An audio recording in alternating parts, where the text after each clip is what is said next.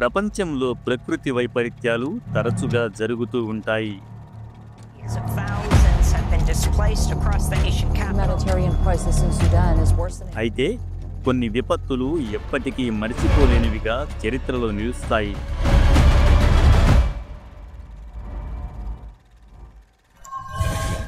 అలాంటి ప్రకృతి వైపరీత్యాల్లో మూసీ నది వరద ఒకటి.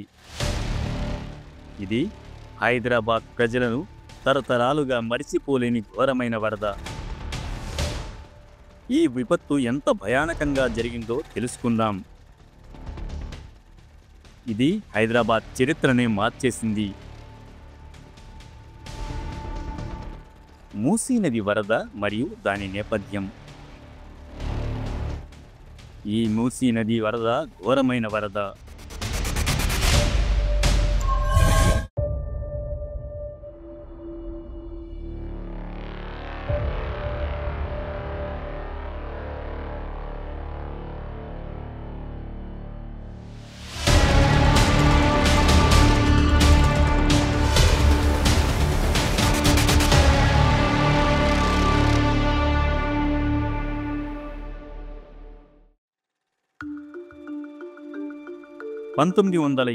సెప్టెంబర్లో మూసీ నదిలో వచ్చింది.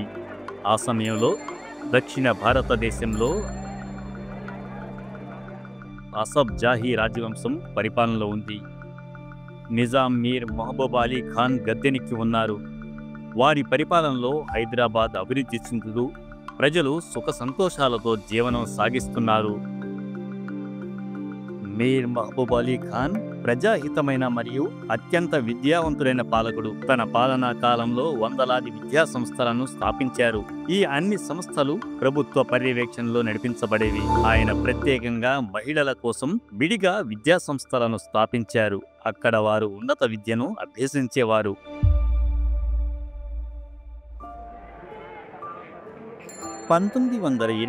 సెప్టెంబర్ 28వ తేదీ. సాధారణ రోజులాగే ప్రజలు తమ తమ పనుల్లో మునిగిపోయి ఉన్నారు. అయితే ఆ రోజు ప్రారంభమైన వర్షం ఆగడం లేదు. భయంకరమైన వర్షంతో అధికారులు ఆందోళన చెందుతున్నారు. చివరకు ఇది విపరీతమైన వరదగా మారి నగరాన్ని చుట్టుముట్టింది. రాత్రికి రాత్రే నగరం జలమయమైపోయింది. వరద నీరు రోడ్లను, ఇళ్లను, ప్రజలను ముంచెత్తింది.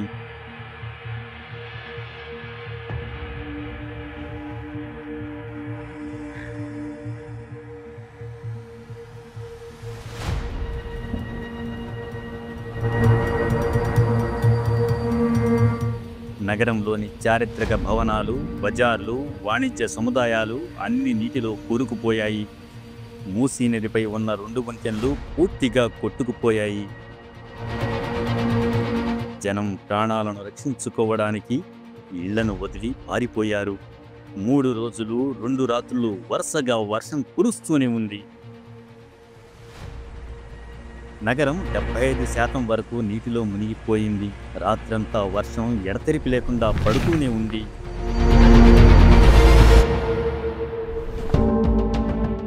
వరద మరింత పెరిగిన రోజు సెప్టెంబర్ 29. సెప్టెంబర్ 29న వరద తీవ్రత మరింత పెరిగింది. నగరంలోని చారిత్రక భవనాలు, బజార్లు, వాణిజ్య సముదాయాలు అన్ని నీటిలో కూరుకుపోయాయి.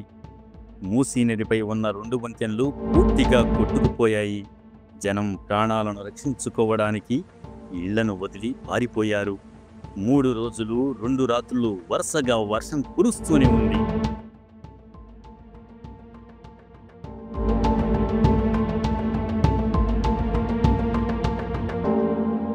మూడో రోజు వరద ప్రభావం. 3వ రోజుకు నీటి ప్రవాహం తగ్గినా నగరం నాశనమైన దృశ్యంతో కకావికలమైంది. వేలాది జంతువులు చనిపోయాయి. నదీ తీరంపై అనేక మృతదేహాలు కనిపించాయి.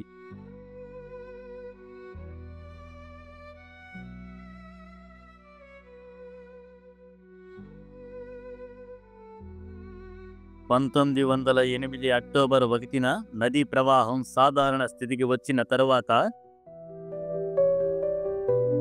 వరద కలిగించిన నష్టం అంచనా వేయబడింది. అధికారిక గణాంకాల ప్రకారం సుమారు 50,000 మందికి పైగా ఈ వరదల్లో ప్రాణాలు కోల్పోయారు.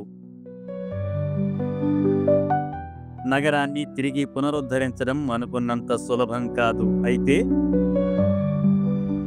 మీర్ మహబూబ్ అలీ ఖాన్ తక్షణమే పునర్నిర్మాణ పనులు ప్రారంభించాలని ఆదేశించారు. అధికారులు తక్షణమే చర్యలకు ఉపక్రమించారు. ప్రజలకు సహాయ సామాగ్రి అందించడంతో పాటు రహదారులను, వీధులను మరమ్మతులు చేయడం మొదలుపెట్టారు. నగరంలోని ప్రతి ఒక్కరికి 3 నెలల పాటు ఉచితంగా భోజనం అందించారు. అదేవిధంగా నిజాం మూసీ నదిలో ఉన్న వంతెనలు, నదీ మార్గాలను పునర్నిర్మించాలని మరియు వరదల నిరోధానికి కొత్త ప్రణాళికలు రూపొందించాలని ఆదేశించారు.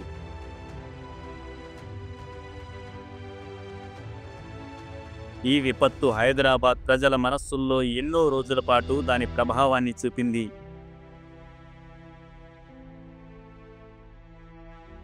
ఈ విపత్తు మానవ జీవితాలనే కాకుండా నగర అభివృద్ధిపై కూడా ప్రతికూల ప్రభావం చూపింది.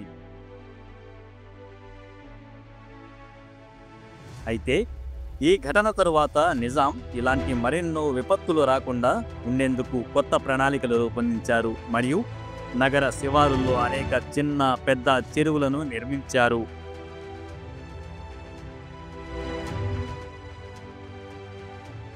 2020 హైదరాబాద్ వరదలు మరో పరీక్ష. తదుపరి 100 సంవత్సరాలు హైదరాబాద్ వరద ముప్పు నుండి సురక్షితంగా ఉంది. కానీ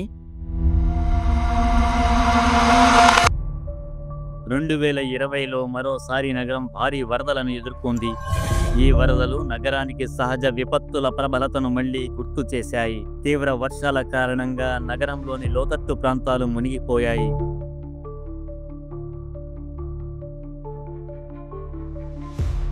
లక్షలాది రూపాయల ఆస్తి నష్టం జరిగింది.